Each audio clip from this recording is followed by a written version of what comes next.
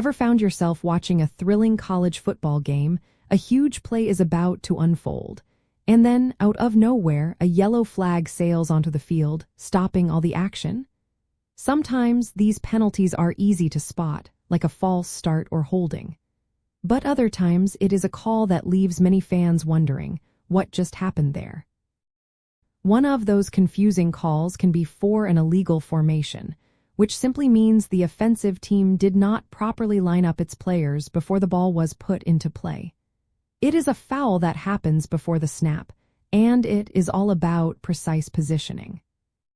The rules for offensive alignment are quite specific to ensure fair play and to give both the offense and defense a clear understanding of who can do what on a play.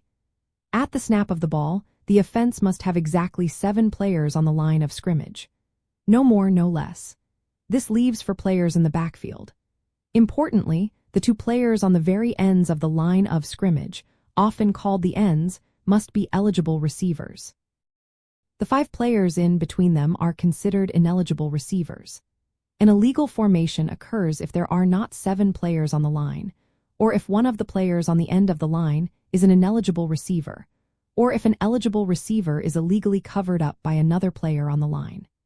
These specific rules are in place so the defense knows which players are allowed to catch a forward pass, preventing confusion and giving the defense a fair chance to react.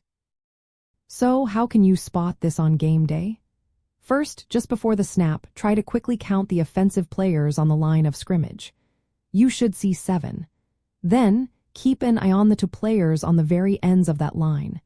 They are typically wide receivers or tight ends, players who wear numbers that indicate they are eligible to catch a pass. If you see an offensive lineman, who usually wears numbers like 60 to 79, lined up on the end of the line, that is a big clue for an illegal formation. Also, watch if an eligible receiver, like a wide receiver, is standing behind another player on the line of scrimmage, essentially being covered by them. This is often an illegal formation because it takes away the defense's ability to clearly identify who is eligible for a pass. This concept of a covered eligible receiver is a real insider detail for spotting this foul. Imagine a wide receiver who is normally eligible to catch the ball. If he lines up on the line of scrimmage, but there is another eligible receiver standing between him and the sideline, he is considered covered and becomes an ineligible receiver for that play. This is a subtle but critical distinction. The defense relies on these clear alignments to know who they need to cover.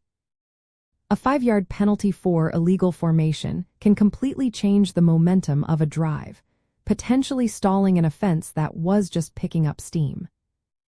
Understanding when a football formation is illegal helps you appreciate the incredible precision and discipline required for every single play. It is not just about big runs and incredible catches. It is also about the detailed strategic setup before the ball ever moves.